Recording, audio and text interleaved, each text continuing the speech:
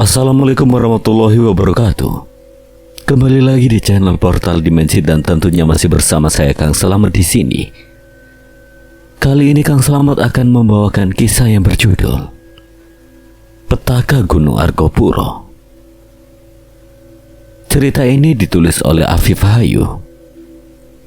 Dan sebelum kita masuk ke ceritanya, buat kalian yang belum subscribe channel ini, tekan tombol subscribe-nya terlebih dahulu dan tekan tombol notifikasinya agar kalian tidak ketinggalan cerita terbaru dari Portal Dimensi. Gak usah berlama-lama lagi, langsung saja kita masuk ke ceritanya. Petaka Gunung Argopuro.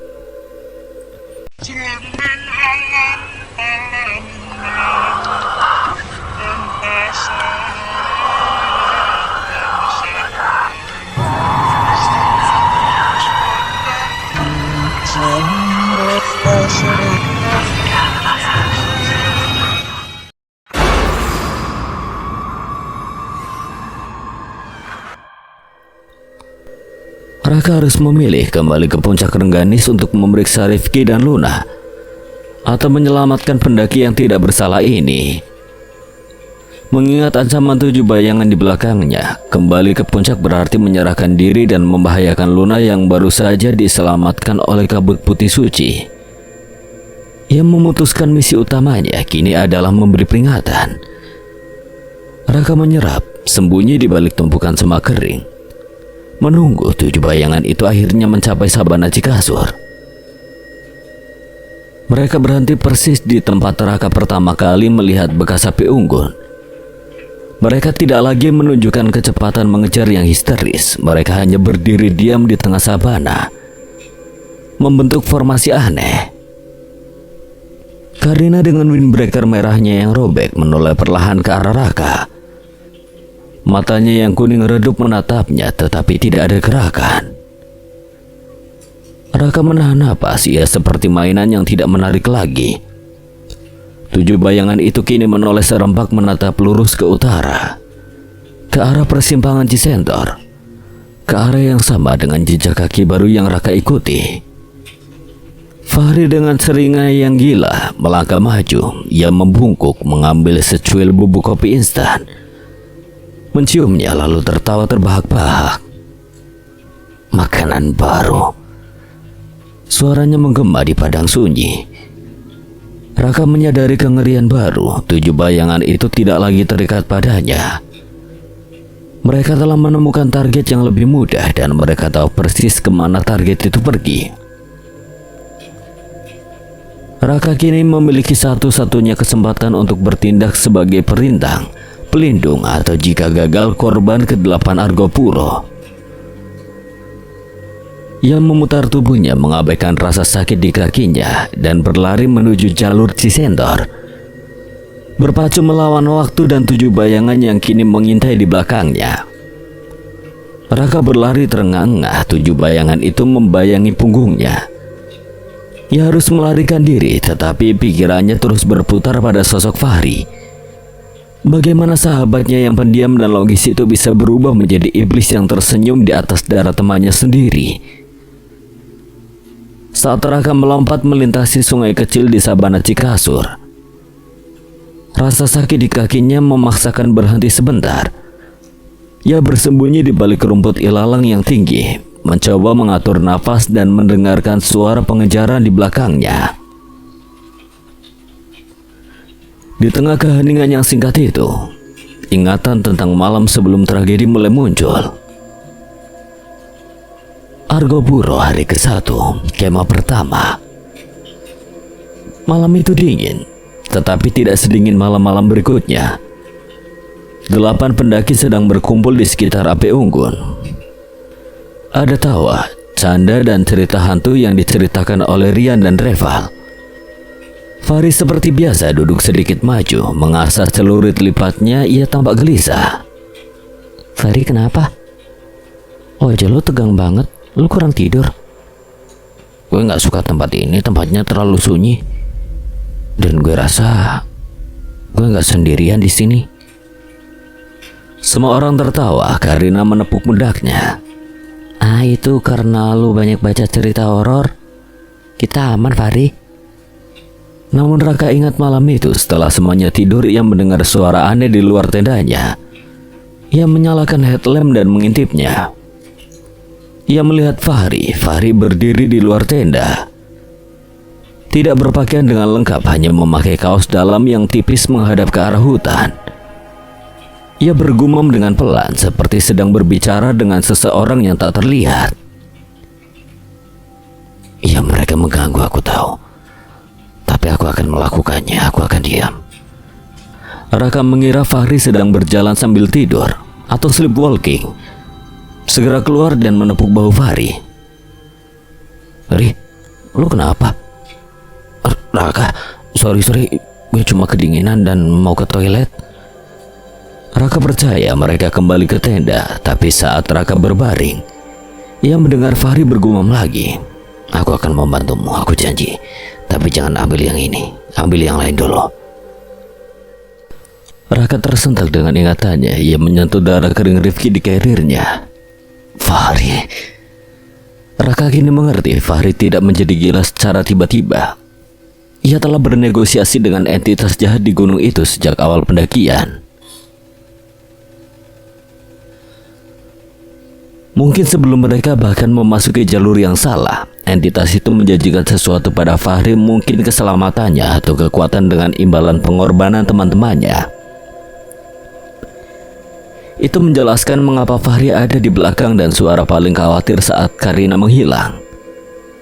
Ia tahu apa yang akan terjadi. Ia hanya mengikuti skrip yang telah diatur oleh entitas gunung itu.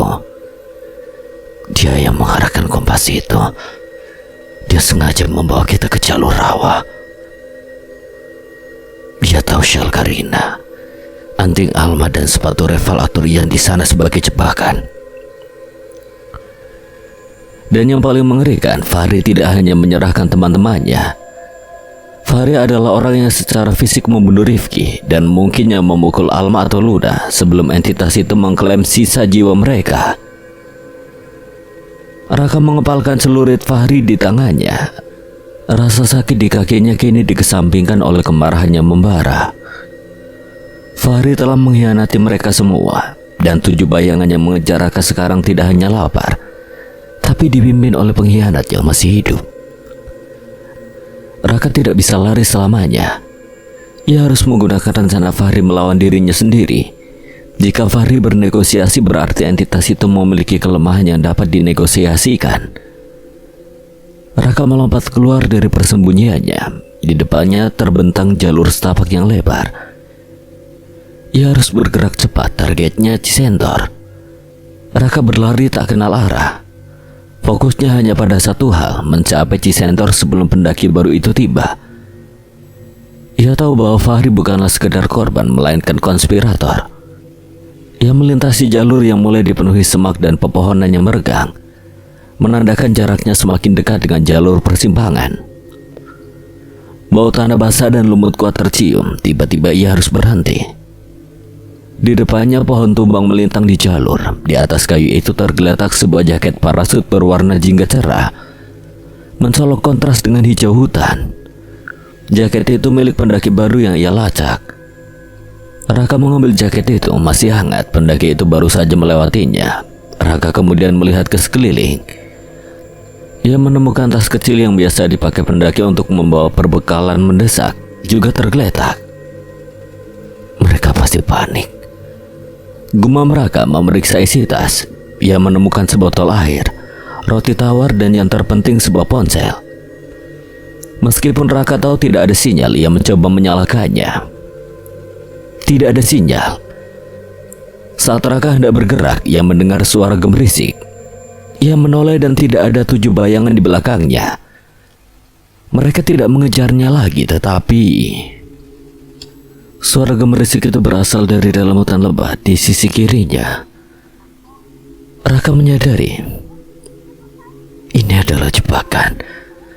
Fahri yang kini memimpin para makhluk itu telah mengantisipasi bahwa Raka akan mengejar pendaki baru. Mereka tidak lagi mengejar dari belakang, melainkan sudah memotong jalur di depan atau mengintai dari samping. Raka merayap perlahan ke balik semak. Ia melihat sekelompok kecil pendaki. 7 Tiga orang sedang berjalan santai di jalur utama menuju Cisenter membawa carrier besarnya. Mereka adalah pendaki baru yang Raka cari. Hei, cepat sini! Bisik Raka, tetapi suaranya terlalu lemah saat Raka hendak berteriak. Ia melihat gerakan di atas pohon beringin tua yang menaungi persimpangan Cisenter. Itu Karina. Karina kini sepenuhnya bergabung dengan entitas gunung. Tubuhnya yang pucat bergelayutan di dahan pohon. Kepala menunduk dan matanya menunjukkan cahaya kuning redup. Dia menunggu persis seperti laba-laba menunggu mangsa dicari. Karina siap menyerang. Raka tidak bisa berteriak, karena itu akan menarik perhatian Fahri dan makhluk lainnya yang pasti bersembunyi di sekitar. Ia hanya punya satu cara untuk memperingatkan mereka tanpa membuat suara. Raka meraih batu sebesar kepalan tangan, lalu melemparkannya sekuat tenaga ke arah jaket jingga cerai yang diletakkan di jalur. Batu itu menghantam besi di resleting jaket. Suara keras itu langsung membuat tiga pendaki baru itu berhenti dan menoleh ke jaket itu dengan bingung. Tepat saat mereka menoleh, Karina melompat. Dia melompat bukan ke arah tiga pendaki itu, tetapi ke arah persimpangan tempat Fahri tiba-tiba muncul dari arah bebatuan. Fahri menahan Karina, memaksanya untuk diam seolah-olah dia adalah anjing peliharaan yang bandel. Jangan sekarang, Karina. Bukan di sini. Fahri menoleh ke arah Raka yang bersembunyi. Senyum gilanya kembali. Selamat datang di Cisento, Raka. Gue tahu lo akan datang. Fahri memberikan isyarat. Tiga makhluk lain datang dari dalam hutan. Raka menyadari pertarungan terakhirnya bukan dengan makhluk gaib, tetapi dengan logika gila seorang sahabat yang mengkhianati persahabatan mereka di bawah pengaruh gunung.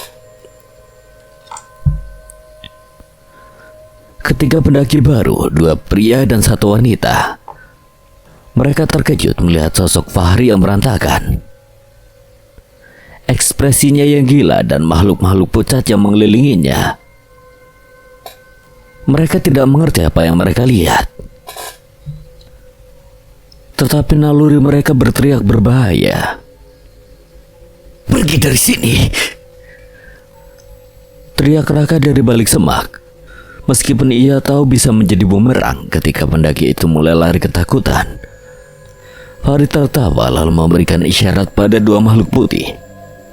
Dua makhluk itu langsung mengejar ketiga pendaki baru ke jalur menuju Ranusagaran. Fahri kemudian fokus pada Raka. Di sekitarnya kini tersisa 4 makhluk, termasuk Karina yang berdiri kaku di bawah pohon. Lari. Itu tidak sopan.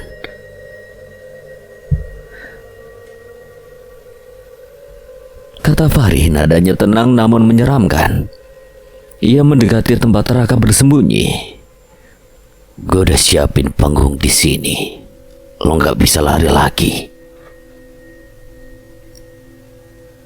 Raka melompat keluar dari persembunyiannya. Ia memegang celurit lipatnya erat-erat. Di mana Alma dan yang lain, Fahri? Apa yang lo lakuin pada mereka? Mereka sudah membayar utang mereka pada gunung ini. Dan lo adalah utang terakhir.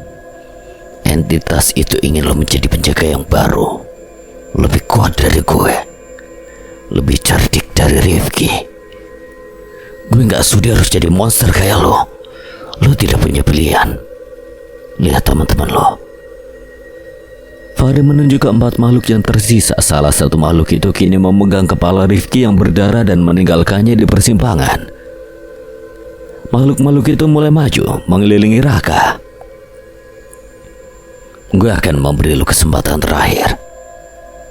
Bergabung dengan gue, kita akan menjadi penjaga yang kekal di sini, atau lo mati sekarang. Dan jiwa lo akan diseret ke jurang. Raka menatap Fahri lalu ke Karina. Wajahnya dipenuhi kesedihan yang tidak terperikan. Ia tahu perlawanan fisik tidak akan berhasil. Ia harus menyerang akal sehat Fahri yang tersisa, atau setidaknya negosiasi yang pernah Fahri lakukan. Lu bilang lu negosiasi dengan entitas itu. Gue tahu apa yang lo korbankan, tapi lo gak sendirian. Entitas itu dia adalah Dewi Rengganis. Jangan sebut namanya. Kenapa? Kenapa lo takut pada apa yang lo layani? Dia tidak butuh penjaga, dia butuh pengantin. Dia butuh orang yang mau melayani di danau abadi itu. Alma dan Luna pasti tahu, dan Karina. Dia adalah korbannya. Lu hanya alat, Fahri. Wajah Fahri bergetar. Dia melihat ke belakang, ke arah yang berlawanan dari puncak Rengganis. Matanya tertuju pada sebuah bukit yang dikenal sebagai Batu Jengger di jalur Cisentor. Lu gak tahu apa-apa. Tiba-tiba dari arah Batu Jengger terdengar suara langkah yang sangat berat. Bukan derap kaki telanjang, melainkan derap sepatu but yang dihentakkan ke tanah teratur seperti barisan tentara. Suara itu membuat Fahri dan semua makhluk putih itu membeku. Wajah mereka kini dipenuhi ketakutan yang sama seperti yang Fahri tunjukkan saat Raka menyebut nama Rengganis. Itu mereka, pasukan penjaga yang asli. Kita harus pergi. Fahri dan 4 makhluk itu termasuk Karina lari tunggang langgang ke dalam hutan lebat, meninggalkan Raka sendirian di persimpangan Cisentor yang dingin, dengan mayat Rifki tergeletak di rumput. Raka akhirnya bebas, tapi kini dikelilingi oleh kengerian baru yang datang dari masa lalu Argopuro. Raka berdiri membeku di persimpangan Cisentor. Suara derap langkah kaki tentara itu semakin mendekat, berirama dan berat, seolah dari barisan yang tak terhitung jumlahnya meskipun tidak ada satupun bayangan yang terlihat. Bau mesiu tua dan tembakau besi tercium samar terbawa angin. Raka melihat ke mayat Rifki, lalu ke hutan tempat Fahri dan makhluk-makhluk itu melarikan diri. Mereka lari bukan karena takut pada Raka, melainkan takut pada suara ini. Pasukan penjaga yang asli. Raka mengulang kata-kata Fahri. Mitos lokal Argopuro memang sering menyebutkan penambahan pasukan hantu di kawasan Cikasur dan Cisentor. Konon sisa-sisa tentara yang tewas saat pembangunan landasan pesawat zaman Belanda atau Jepang. Raka menyadari jika suara itu adalah pasukan hantu, mereka mungkin akan menganggap Raka sebagai penyusup, sama seperti mereka menganggap makhluk-makhluk putih itu sebagai musuh. Ia harus segera bersembunyi dan bergerak. Raka menarik tubuh Rifki yang kaku ke balik semak Edelweiss layu, memberinya persembunyian yang layak. Ia tidak bisa meninggalkannya begitu saja, tetapi juga tidak bisa berlama-lama. Saat Raka bangkit, suara langkah itu tiba-tiba berhenti. Keheningan yang mengikuti jauh lebih menakutkan daripada derap kaki itu sendiri. Raka menahan napas, matanya liar mencari-cari sumber suara. Tiba-tiba dari pepohonan sisi Batu Jengger muncul bayangan. Bukan sosok putih kurus, itu adalah bayangan abu-abu tembus pandang yang mengenakan seragam lusut tentara kolonial Belanda, lengkap dengan helm baja dan senapan kuno yang digantung di bahu. Ada 4 bayangan tentara, wajah mereka kosong berlumuran lumpur kering. Mereka tidak melihat Raka, mereka hanya berjalan lurus ke tengah persimpangan, tempat Fahri baru saja berdiri. Salah satu tentara hantu itu menuju ke arah jejak Fahri dan makhluk-makhluknya di tanah. Mereka mengeluarkan suara klik-klik yang aneh, seolah bahasa mereka telah lama hilang. Raka menyadari pasukan tentara itu tidak mengejar Raka.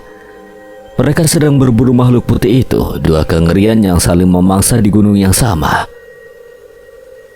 Raka memanfaatkan momen ini. Ia mengambil ransel kecil pendaki baru yang ia temukan, karena ranselnya sendiri sudah ia tinggalkan di Rengganis. Lalu merangkak menjauh dari Cisentor, bergerak menuju utara, tempat pendaki baru itu mengarah. Raka mengikuti jejak kaki ketiga pendaki baru itu, bergerak cepat meskipun lututnya gemetar karena kelelahan. Ia harus memperingatkan mereka tentang 7 bayangan di depan dan pasukan penjaga di belakang. Sekitar 15 menit berjalan, Raka mendengarkan teriakan panik di depan. Teriakan itu milik seorang wanita. Raka mempercepat langkahnya. Ia tiba di sebuah celah di hutan yang mengarah ke pinggiran sebuah telaga kecil. Mungkin danau taman hidup atau telaga kecil yang belum terpetakan. Di sana pemandangan mengerikan sudah terjadi. Dua pendaki pria tergeletak di tanah, tidak bergerak, darah merembes ke tanah dari kepala mereka. Di atas salah satu pria itu berdiri Fahri. Fahri memegang batu besar yang sama saat ia membunuh Rifki. Pendaki wanita itu meringkuk ketakutan di samping pohon. Sementara dua makhluk putih yang Raka kenali sebagai siswa dari 7 bayangan mengelilinginya. Diam. Selamat datang kembali, Raka. Lo gak bisa lari dari takdir. Fahri tersenyum gila lalu menjatuhkan batu itu ke kepala pria yang sudah tidak berdaya. Raka mengeluarkan teriakan amarah. Ia berlari keluar dari hutan. Celurit lipat di tangannya mengarahkannya ke Fahri. Cukup, Fahri. Lo akan berhenti sekarang. Fahri menyambutnya dengan senyum lebar. Lu bodoh, Raka. Gue yang terkuat.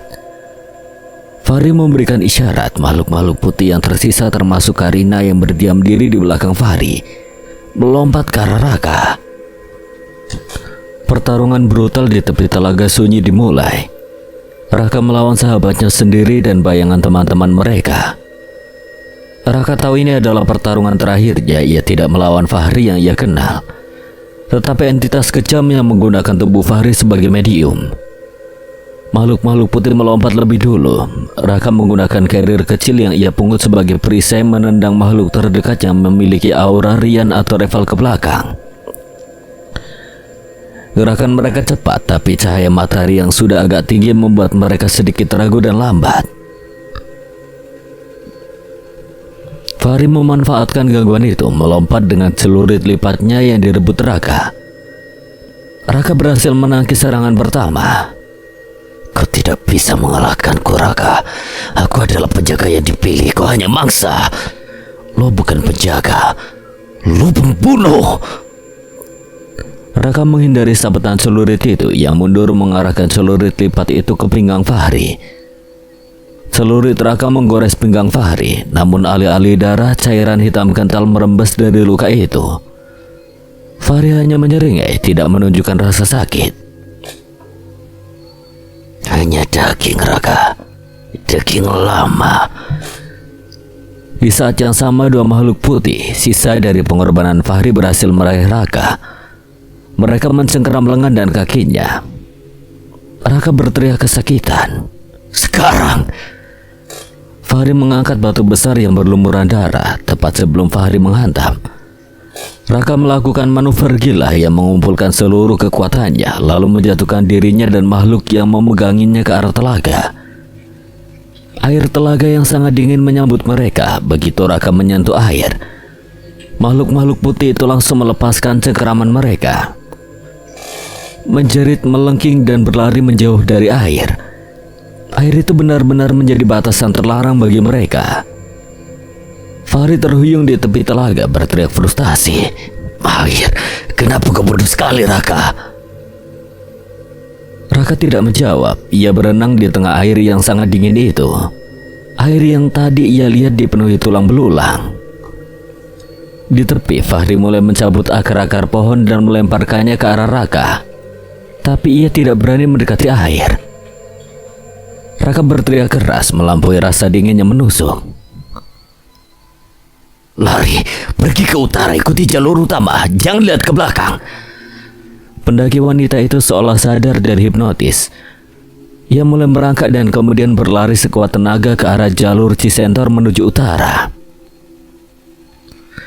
Fahri melihat pelarian wanita itu, amarahnya memuncak. Dia menatap Raka di tengah telaga, lalu ke arah kaburnya pendaki wanita. Fahri tertawa gila lagi. Kau menang untuk saat ini, Raka, tapi jangan lupa aku masih punya Luna di sana. Fahri tidak lagi peduli pada Raka.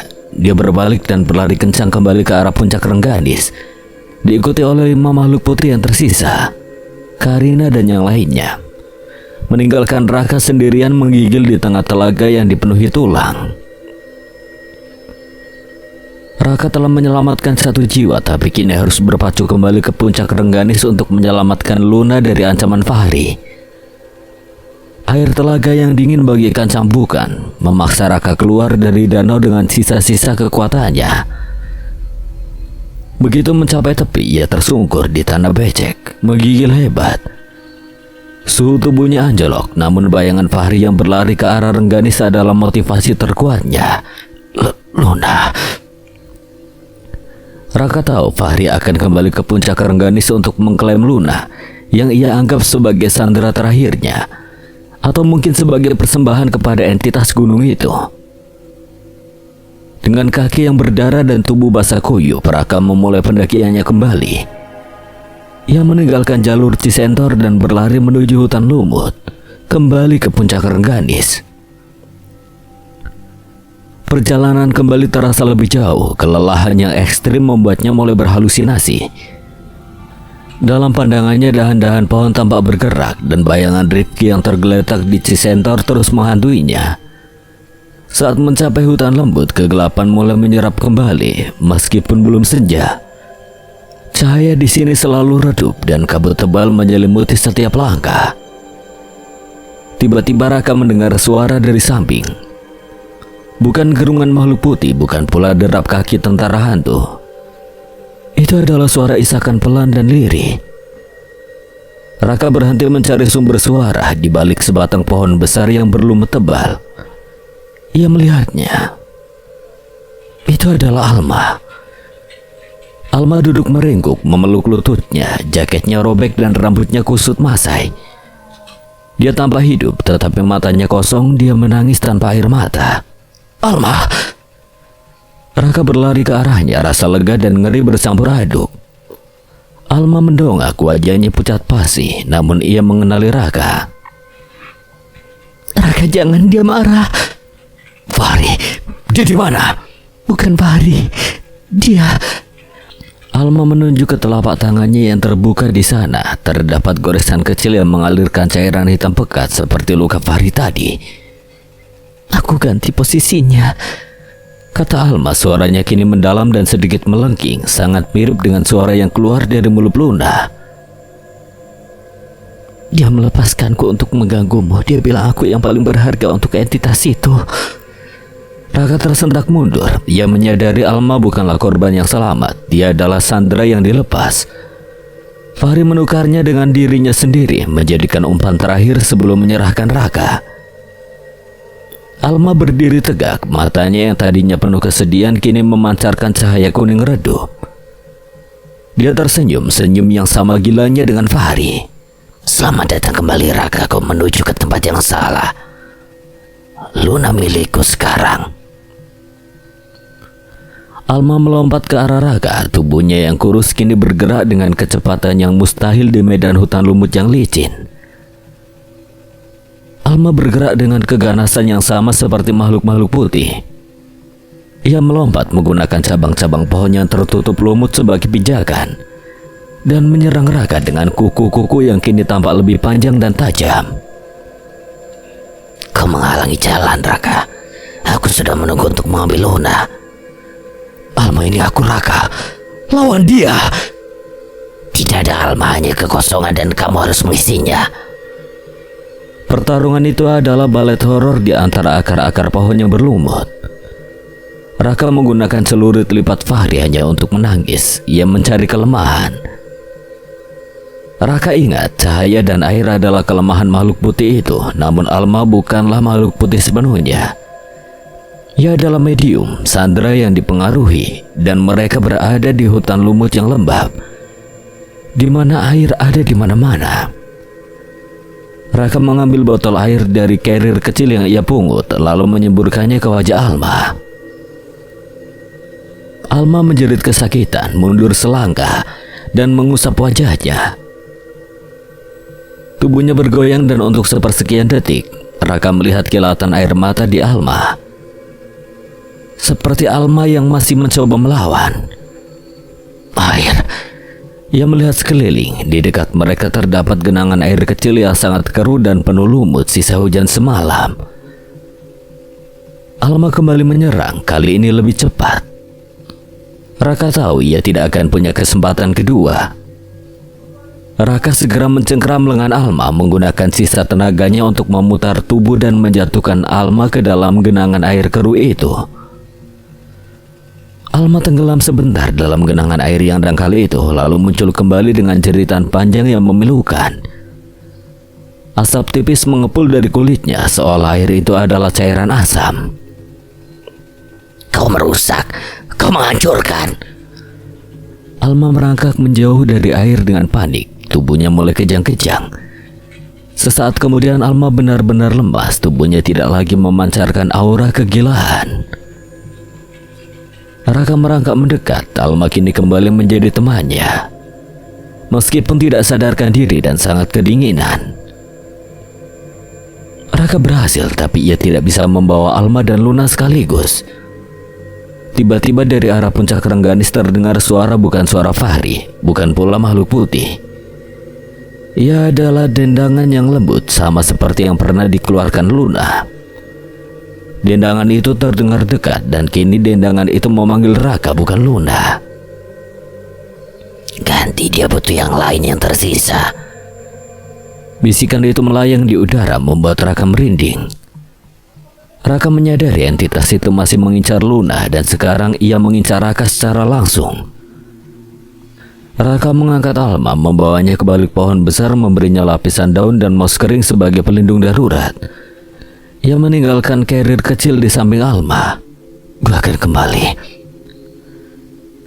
Dengan hati berat Raka meninggalkan Alma. Ia harus mencapai Luna sebelum entitas itu menggunakan dendangan untuk menarik Luna dari perlindungan kabut suci. Raka bergegas menuju puncak Rengganis, mengabaikan rasa dingin yang menusuk tulang dan dendangan mematikan yang memanggilnya. Raka mendaki keluar dari hutan lumut, tubuhnya basah, dingin dan lelah. Tetapi dendangan itu menjadi satu-satunya fokusnya. Suara itu bukan lagi terasa menakutkan, melainkan menenangkan dan memikat, seperti panggilan tidur yang abadi. Ia tiba di kawasan terbuka puncak Rengganis. Kabut putih tebal yang Raka tinggalkan sebelumnya masih menyelimuti area petilasan. Kabut suci. Raka berharap kabut itu masih menjaga Luna dan jasad Rifki dari makhluk lain. Raka berjalan masuk ke dalam kabut. Begitu kakinya menyentuh kabut, rasa dinginnya ekstrim menghilang, digantikan oleh kehangatan yang aneh. Seolah ia memasuki ruang beruap. Namun pemandangan di dalamnya dalam mimpi buruk terdistorsi. Di tengah pelataran Luna masih terikat pada tiang batu. Matanya tertutup. Jasad Rifki tergeletak tak bergerak di dekatnya. Tetapi di depan Luna berdiri sosok yang membuat Raka membeku. Itu adalah Dewi Rengganis. Sosok itu sangat tinggi, mengenakan kain tradisional Jawa yang usang. Rambutnya panjang basah dan hitam. Wajahnya cantik luar biasa, tetapi matanya memancarkan kesedihan yang membeku. Dia tidak menyerupai makhluk putih yang Raka lawan. Dia memancarkan aura kekuatan kuno yang tak tertandingi. Dia tidak bersuara, tetapi dendangan itu seolah keluar dari sekelilingnya, menembus langsung ke pikiran Raka.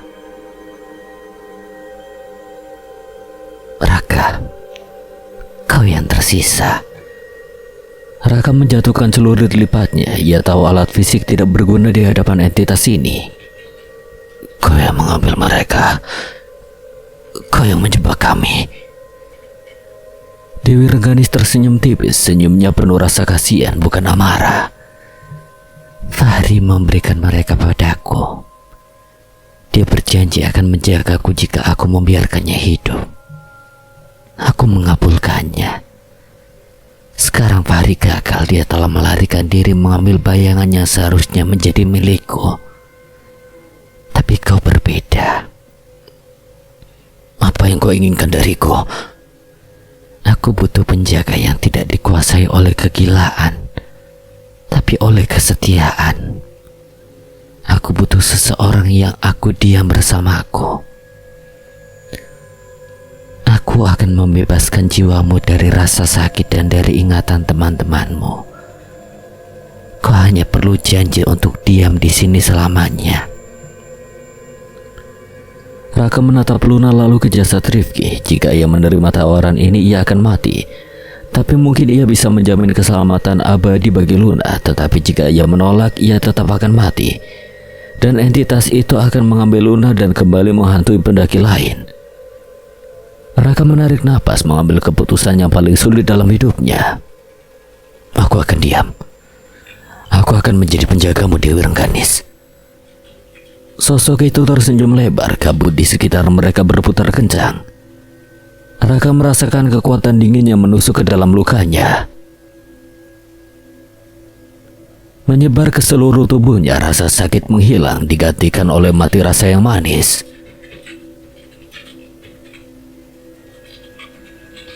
Janji, sekarang bawa pulang yang selamat, kau telah memenuhi takdirmu. Dengan satu sentuhan di dahi Raka, entitas Dewi Rengganis itu menghilang dan kabut itu tiba-tiba tersapu oleh sinar matahari yang cerah. Raka tersungkur, ia merasakan kekosongan yang dalam. Tetapi di tangannya ia memegang sebuah bunga edelweiss kering yang baru dipetik. Sinar matahari pagi yang cerah terasa menyengat setelah kabut menghilang. Raka terbaring di tanah petilasan Rengganis. Ia merasa mati rasa dan kosong. Tetapi ia hidup. Di tangannya ia memegang bunga edelweiss kering, simbol dari janji barunya. Pertama, Raka memeriksa Luna yang membebaskan ikatan tali. Luna masih tidak sadarkan diri, tetapi napasnya stabil. Lalu Raka menatap jasad Rifki. Ia tahu ia tidak bisa membawa Rifki, tetapi ia berjanji dalam hati akan kembali. Di tengah kesunyian itu Raka mengingat sesuatu. Ia berlari kembali ke hutan lumut, ke tempat ia meninggalkan Alma. Alma masih tergeletak di sana, dilindungi oleh carrier kecilnya. Wajahnya pucat, tetapi luka di tangannya yang berdarah hitam sudah mengering. Alma, Raka, aku melihat semuanya, Fahri dan yang lainnya. Kita harus pergi, Alma, sekarang. Raka menatap punggung gunung. Ia harus membawa Luna dan Alma menuruni jalur yang sulit. Ia sadar janji yang ia buat berarti ia harus kembali, tetapi ia harus membawa yang selamat keluar terlebih dahulu. Raka memanggul Luna di punggungnya dan membantu Alma berjalan perlahan. Tugas mereka adalah mencapai jalur utama secepat mungkin. Saat mereka mulai bergerak menuruni hutan lumut, Raka merasakan perubahan aneh dalam dirinya. Ia tidak lagi merasakan lelah atau haus. Ia tidak merasakan dingin. Ia hanya merasakan kekosongan yang damai.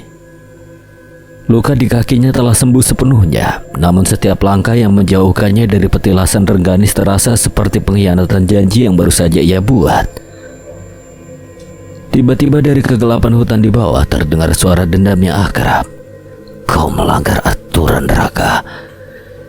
Itu adalah Fahri. Ia kembali dan ia marah. Fahri muncul di jalur berlumuran lumpur. Matanya menyala merah. Di belakangnya tampak dua sosok yang tersisa dari 7 bayangan. Karina dan satu sosok lagi, mereka mengeram ke arah Raka. Kau harusnya menjadi penjaga yang baru. Kau tidak boleh pergi. Raka berdiri di depan Alma dan Luna, memegang celurit lipatnya. Ia tidak lagi takut. Kehidupan dan kekuatannya telah diambil oleh janji Rengganis. Aku akan kembali, Fahri. Tapi aku akan membawa mereka keluar dulu. Tidak ada yang boleh keluar dari sini. Fahri menyerang. Tepat saat Fahri melompat, bunga edelweiss kering di tangan Raka tiba-tiba bersinar redup. Sinar itu tidak menyakitkan, tetapi cukup kuat untuk membuat Fahri dan Karina membeku di udara. Persis seperti patung, sinar itu seolah-olah adalah simbol otoritas baru Raka. Raka menyadari ia mungkin telah kehilangan jiwanya, tapi ia sekarang telah memiliki kekuatan untuk menegakkan janji dan melindungi yang ia cintai. Fahri dan Karina membeku,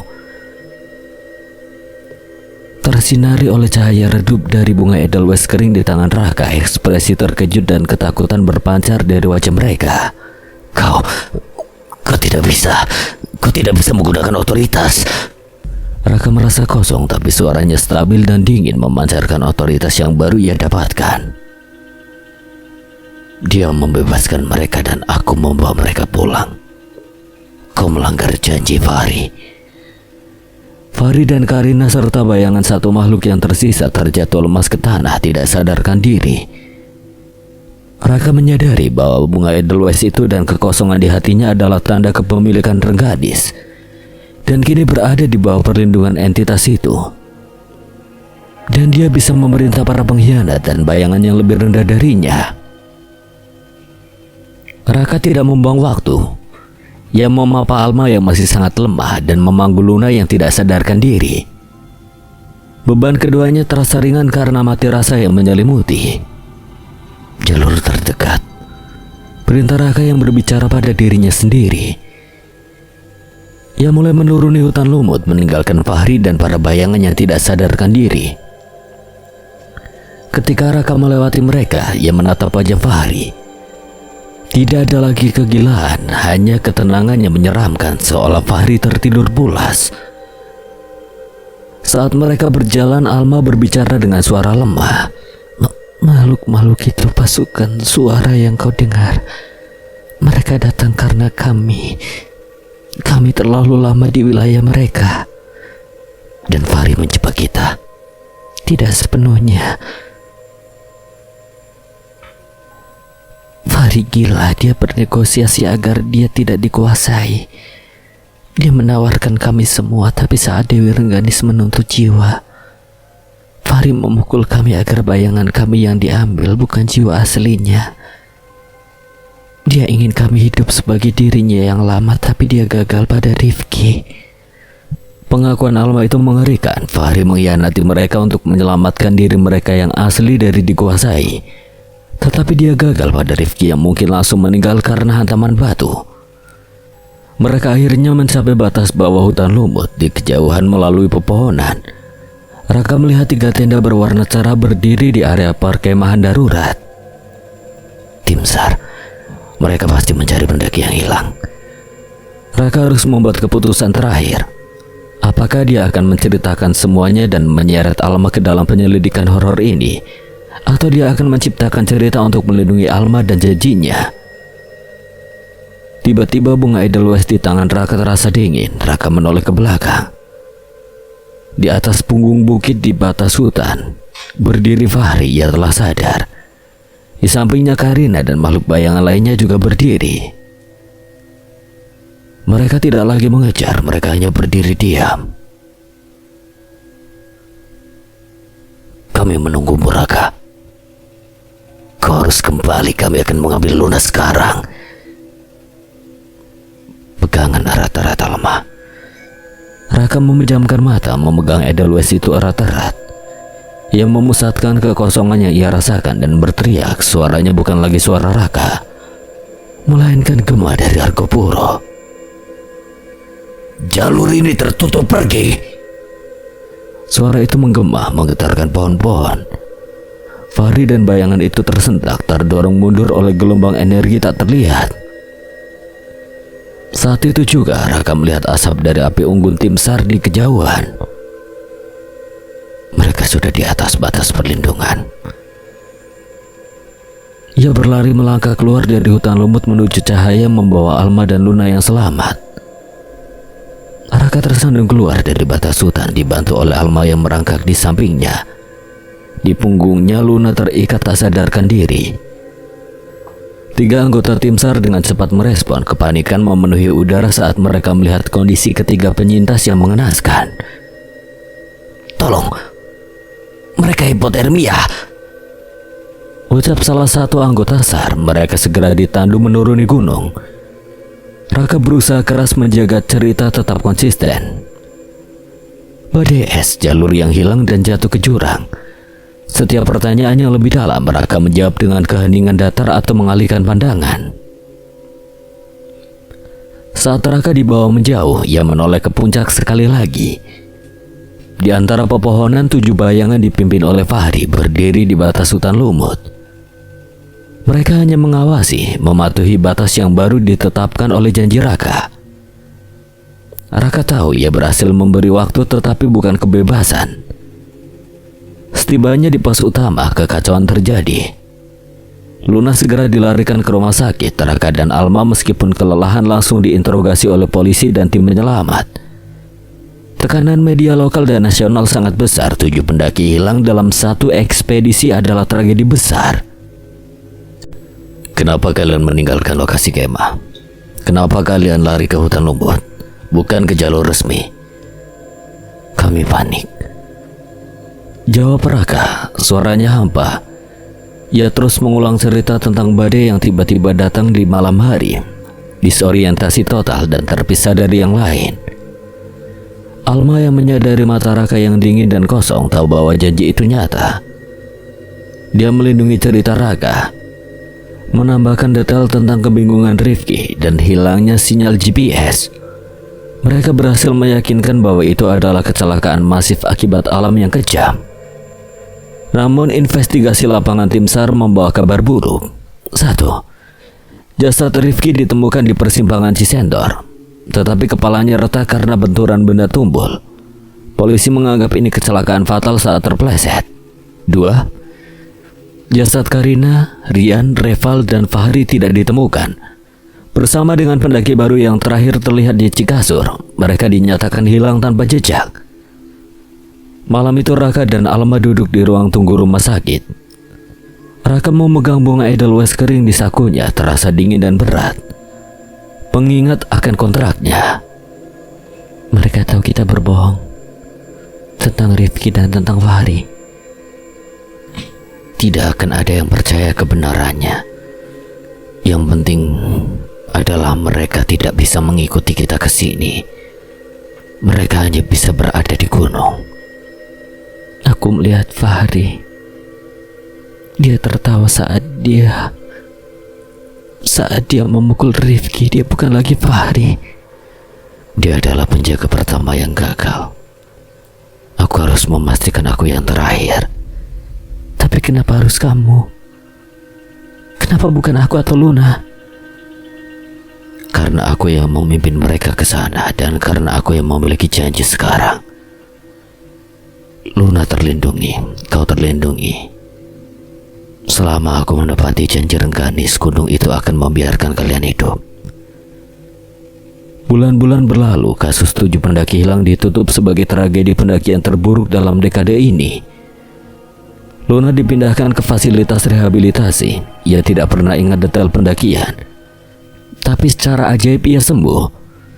Ia ceria, tetapi di saat-saat sepi, ia sering terlihat memegang Edelweiss kering yang ia temukan di tempat tidurnya dan menatap ke kejauhan dengan senyum samar. Seolah-olah sebagian jiwanya telah ditukar dengan kedamaian baru.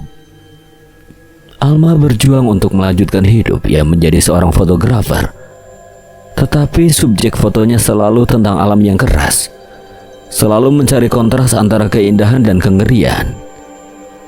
Ia sering mengunjungi Luna dan mereka berdua berbagi keheningan yang tidak terucapkan tentang masa lalu. Sementara Raka menjadi yang paling terasing.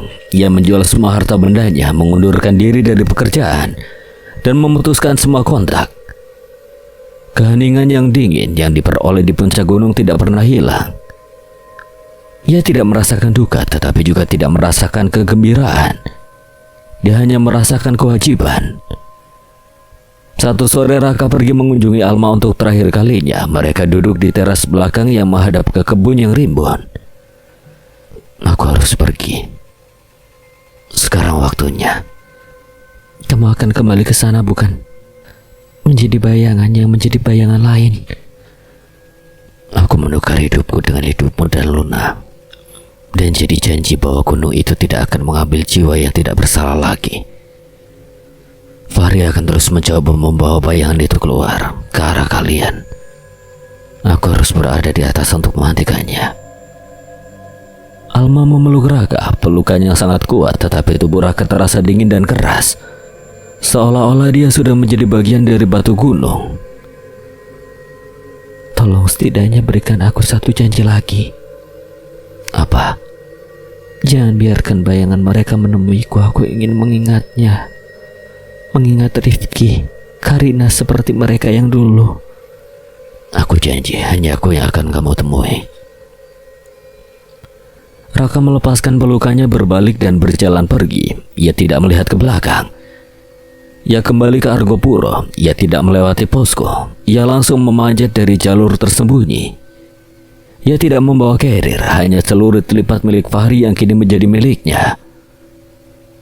Saat ia mencapai batas hutan lumut di puncak Rengganis, kabut tebal menyambutnya. Di tengah kabut berdiri Fahri dan 6 bayangan lainnya. Mereka tidak menyerang, mereka tunduk.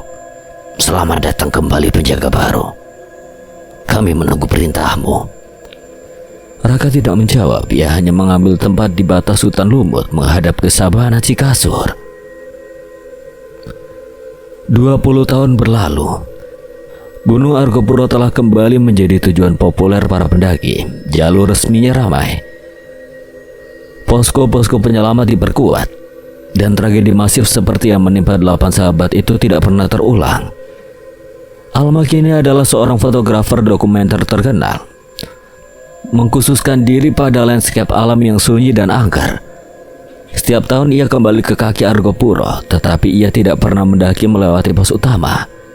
Ia selalu memotret hutan lumut dari kejauhan, mencari kontras antara keindahan dan kegelapan, menyimpan kisah horor dari bingkai foto.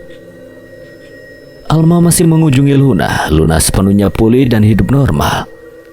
Meskipun ia menyimpan keheningan yang aneh tentang tahun-tahun kuliahnya. Di laci meja Luna tersimpan bunga edelweiss kering.